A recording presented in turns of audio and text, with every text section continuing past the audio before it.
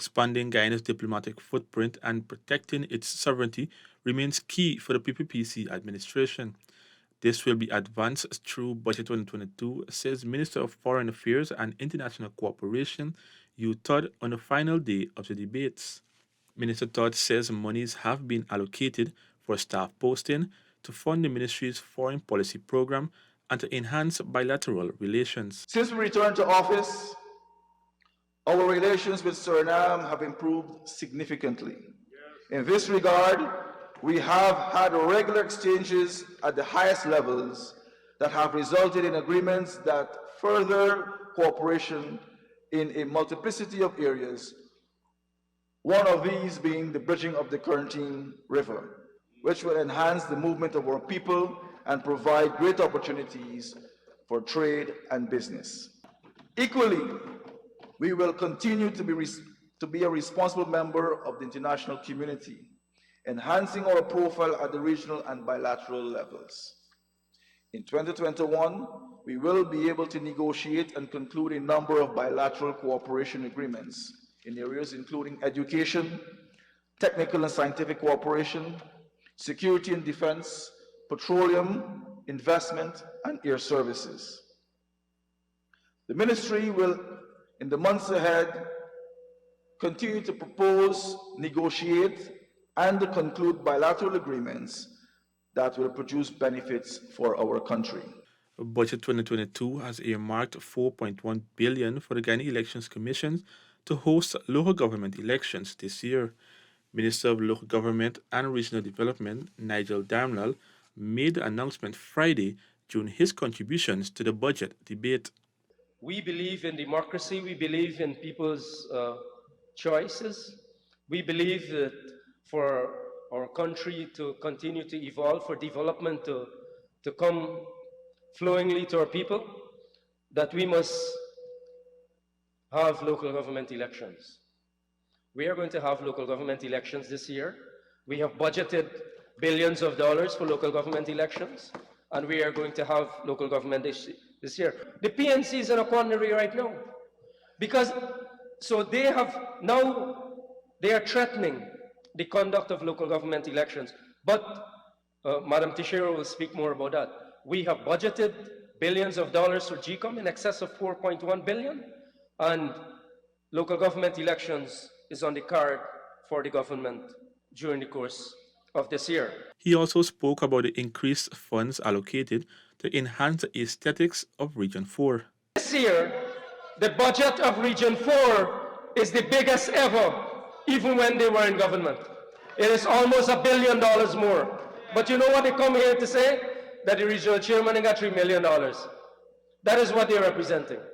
But actually, they are leaders of your own party that called me to say that the Region 4 chairman was not doing justice to the people of Region 4. With a budget of over $12 billion for infrastructure development, the Ministry of Housing and Water will be able to provide more house lots and houses to Guyanese, says Subject Minister Colin Crowell. The banks will, for the very first time, offer the lowest mortgage interest rates in the history of the country. And potable water will become accessible to more communities for the first time, including hinterland communities. Added to that, the minister highlighted that 20 of 35 households who were squatting along Block X Plantation Horstelling were relocated to farm and horstelling housing schemes east bank of the Demerara. This was to facilitate the paving of the Eccles to Diamond 4-lane road.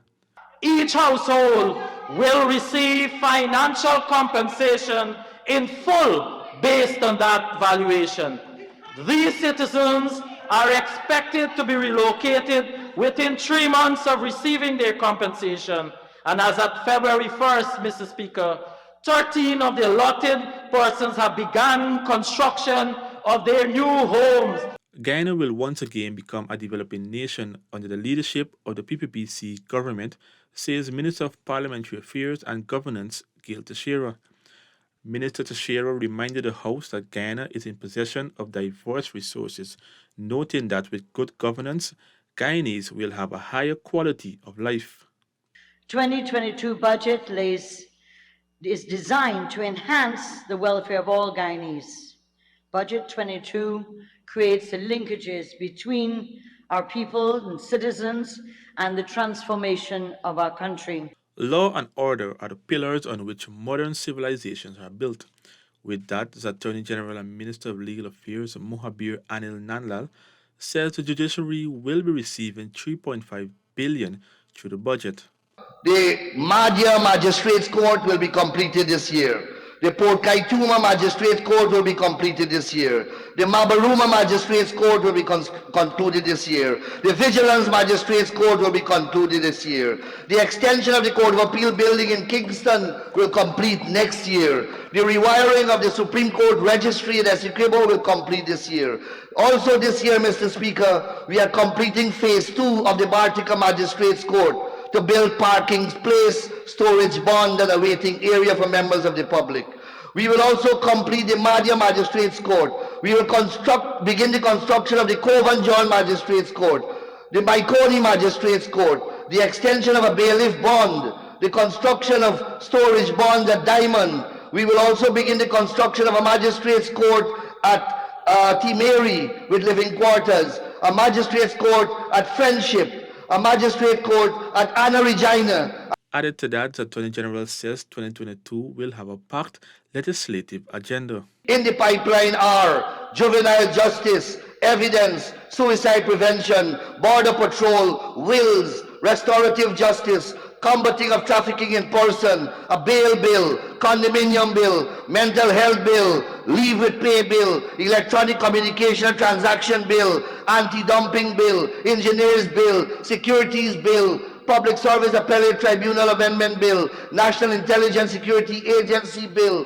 Representation of the People Act Bill, National Registration Amendment Bill, Election Laws Amendment Bill, Surveillance Devices Bill, an Arbitration Bill, a Hemp Bill, a Public Health Bill, a Medical Practitioners Amendment Bill, Nurses and Midwives Bill, Solid Waste Management Amendment Bill, a Foreign Judgment Reciprocal Enforcement Bill, a Firearms Bill, a Domestic Violence Bill, Radiant Safety and Protection Bill, legislative amendments to our laws to allow for judge-alone trials, Mr. Speaker, and many, many more. The AG also highlighted that the Law Reform Commission will be in effect from this year.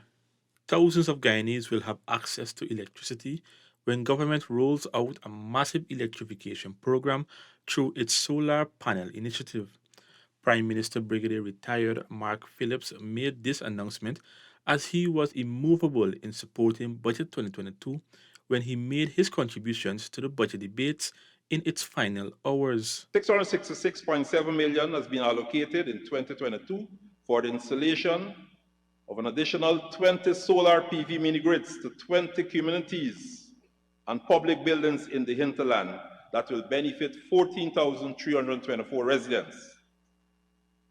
Work on implementing a significant electrification project to supply, deliver, and install 30,000 solar PV home energy systems for hinterland and riverine communities will commence in the first quarter of 2022. The systems are designed to provide electricity to unserved homes in hinterland and riverine communities using renewable energy.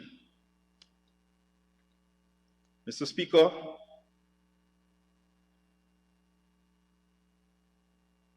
recognizing the basic needs for residents, each system is designed to power 2 9-watt LED lamps, one 12-watt stand fan, and is equipped with a USB port for charging of portable electronic devices. Closing out the debates, a senior minister in the office of the president with responsibility for finance, Dr. Ashni Singh, says Budget 2022 outlines historic transformation for Guyana. This government, this budget, outlines an agenda for transforming Guyana in a way that generations of Guyanese have been waiting for. The energy, the gas to shore project, and the Amila Falls to deliver energy at scale, using clean and renewable sources, including, of course, gas as a transition fuel. At scale, delivering electricity at the level that is required to facilitate an industrial revolution in Guyana. Finally, the industrial revolution that our foreparents have dreamt of, but were unable to realize because of inadequacy and cost of power. Finally, this People's Progressive Party government will deliver it.